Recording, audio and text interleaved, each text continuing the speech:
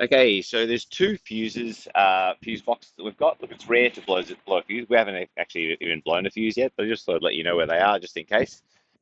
You did blow a fuse of some sort. So underneath, we've got the wastewater tank. To get to the fuse box back here, you have to remove the wastewater tank. It's pretty straightforward to do that.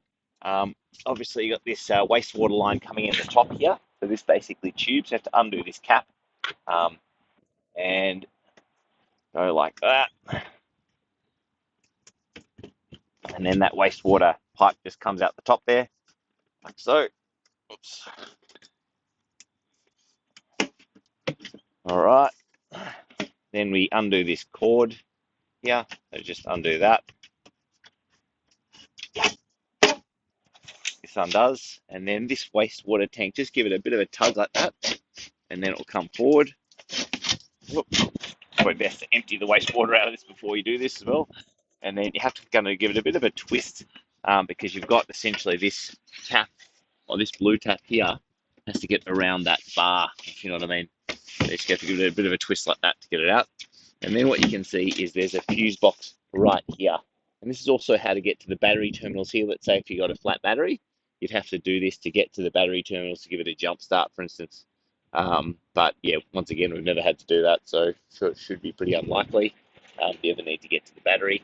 But then there's also a second fuse panel inside the van here, and that is just, I think it's under here actually.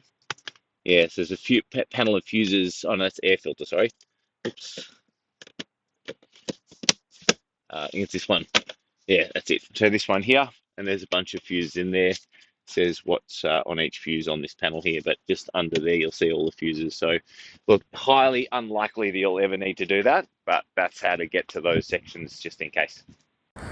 Now for the power at the back of the van, we have a big battery here. This is the 2000 watt inverter, and we've got a few fuses under here as well. Look, this powers, all of this stuff powers all the stuff at the back here. So we've got things like the microwave, all these USB outlets near the beds, or this USB outlet up here. So if the power goes out for one of those, it's most likely one of these fuses here. Once again, we've never actually had to change one of these, but these fuses here, I think what happens if they blow, I think they actually get a red illuminated light on here, but look, that's never really happened. Essentially, yeah, we've got these bank of fuses here. There's these ones here, so this should be pushed all the way down like that. So that's basically turned on. If you see it like this, that's turned off. So basically that should be pushed down like that. That's on. And then also these both flipped in the upwards direction. So basically where they are now, they should be always turned on.